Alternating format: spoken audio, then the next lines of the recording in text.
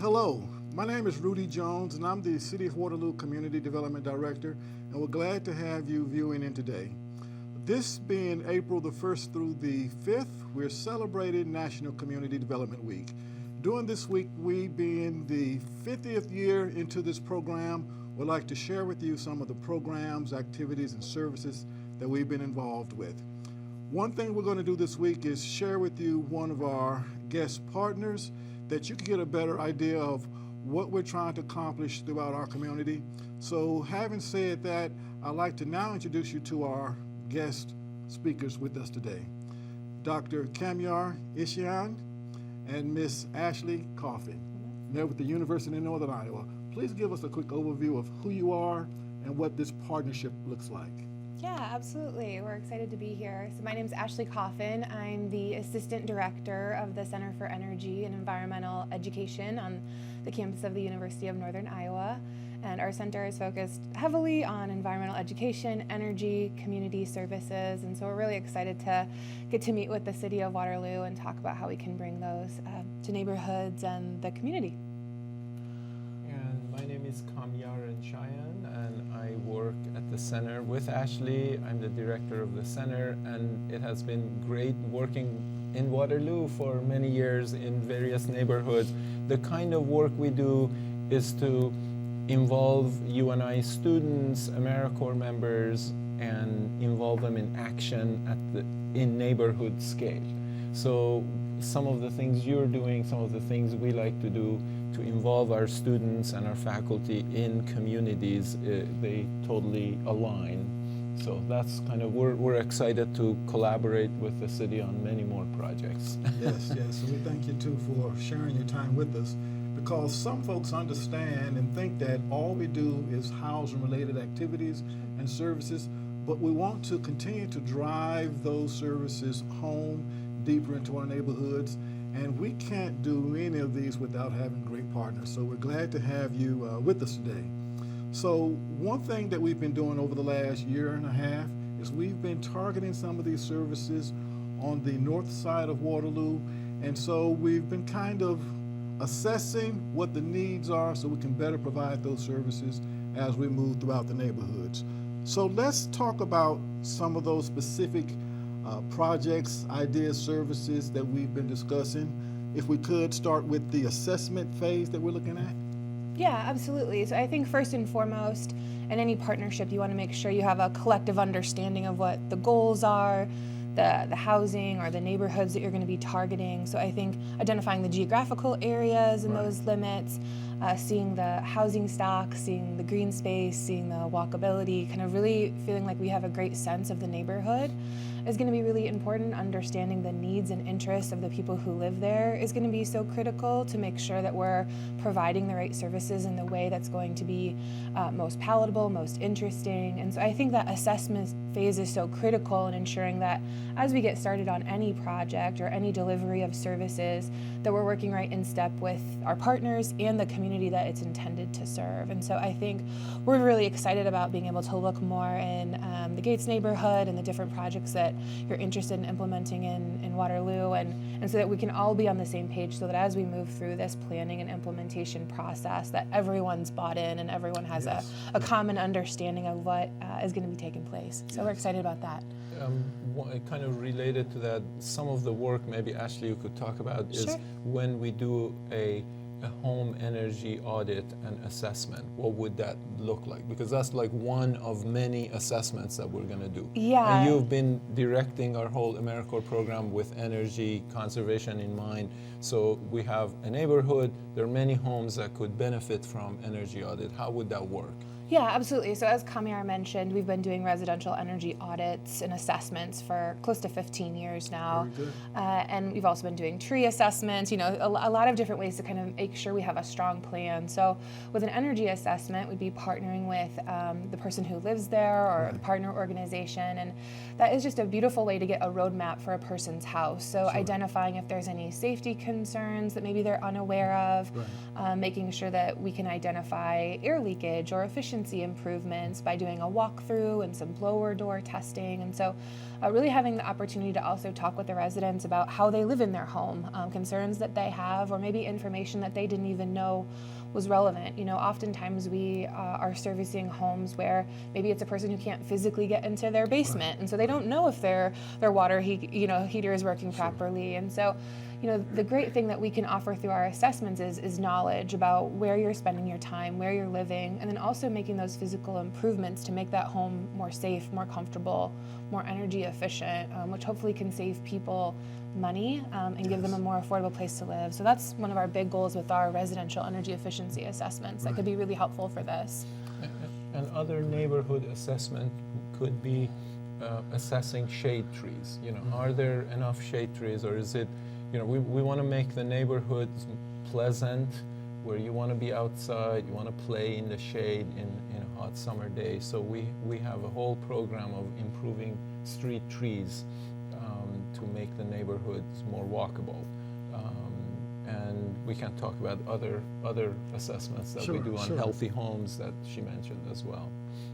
I know this past week I was kind of reviewing my energy bill, and I know that the weather's been kind of different this year. Yeah. I gained some ground in terms of my gas usage, but I lost ground with my electrical usage. So those things are important to help us realize where we're saving money, where we're losing money, and where we're breaking even. So these are some of the types of services we want to continue to bring to our community, our neighborhoods.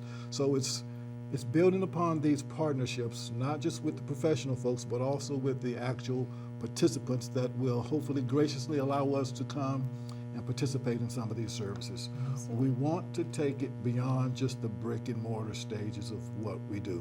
So once we leave, there's a lasting impact with that home, with that family, with that neighborhood. What are some other types of activities that we're looking at discussing when we talk about assessment and community engagement? Yeah, well, I think one of the most important things when you're partnering with different organizations is what they can bring to the table. It's all about filling gaps, right, for a community and being able to leverage what the city can offer and what we as a center can offer. And so I think some of that is figuring out, is it planting trees? Is it creating access to backyard gardens? Is it doing neighborhood beautification projects where we're doing trash cleanups and thinking about the walkability of a space? I know Kamyar mentioned shade trees. I know we've had conversations about like the safety and lighting of walkability in spaces. And so all of those really come together, I think, to then build a kind of a package of services that are unique to the neighborhood. I think we're never taking an approach that's like this one size fits all. You know, we have to kind of get into those neighborhoods and determine what is really needed and what the community wants. And so, you know, from tree planting to gardening to energy efficiency services to the opportunity to bring neighbors and community volunteers together as it makes sense to support these efforts. I think that's really critical to us too, that it feels like everyone kind of has their fingerprints on these projects as we move them forward. So it feels like there's a lot of community investment and ownership, which really helps things kind of, I think, stand the test of time too, when everyone feels invested. Good. Yeah. And that sustains those efforts, Yes. that the local ownership of the neighborhood ownership of these. I mean, whether beyond energy audits, then we would offer actually improving the energy performance of the building. So we would actually fix certain things. Right. As Ashely mentioned, we could offer tree planting, we could offer backyard gardens. The healthy home assessment is an important one because we'll discover, let's say, air quality or radon or something, all of those things that could be addressed by involvement of many. You know, we would help, but there might be others like Habitat, other neighborhood associations, and others, and of course the city. And what makes this special is that the city is fortunate to have just received over the last 30, 45 days another grant. It's called, in fact, a Healthy Homes Grant that allow us to provide resources to do a lot of the things that we're talking about.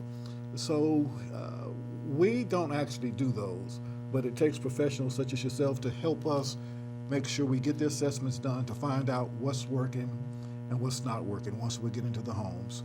We are excited, and once this weather starts to get better and breaking, we should be able to get out on the ground in the neighborhoods and actually meet some folks and have them introduce us to their neighbors so they can know that we're not here to do anything other than help everybody continue to rise to a level of being in the great neighborhood that they're in.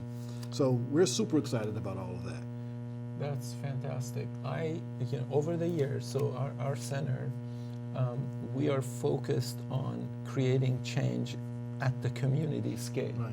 It's not an abstract idea, it's real neighborhoods. And neighborhoods are, I think, are kind of the fundamental unit of civilization. Right. Yes. Right? It's like, this is it. This neighborhood is where our heart is. It was where we live every day. Like we may not know other neighborhoods, but this neighborhood where I live, it is important to me, right? Yes. So renewing and improving a neighborhood is foundational. And we're excited. To us, this is like great. A city is focused on neighborhood Sure. building and neighborhood improvement. That's what we like to do. And we like to involve University of Northern Iowa students and community leaders because they need to learn. This is like learning in context of actual lives of people in our community. So this is very exciting. Growing up, my father had a small toolbox of which me and my brothers, we would start, messing around with his tools, and we could never find the tool we needed or that he needed when he needed it. What we are trying to do is create a larger toolbox and resources and professionals that not only have all of these different types of programs and services, but help people to know how to utilize the programs and the services. It's like our cars. We have to change our oil on a regular basis. Well, some folks might not know that they probably should do the same with their furnace filters to make sure they get the best air quality and usage so their air conditioning units won't have to work as hard and, like me, use a lot more electricity than need be. Yeah. So the Healthy Homes Grant, we'll talk about that more in another session, but that's going to give us some significant resources. For example, a few years back, the city had a problem with Dutch elm disease with the trees. And a lot of people within the community didn't know what it was and didn't have resources to address it on their private properties, even though the city would address it on city right-of-ways and its property. So these are some of the things that we're looking at doing, having people to understand a tree is a tree, but it's not just a tree.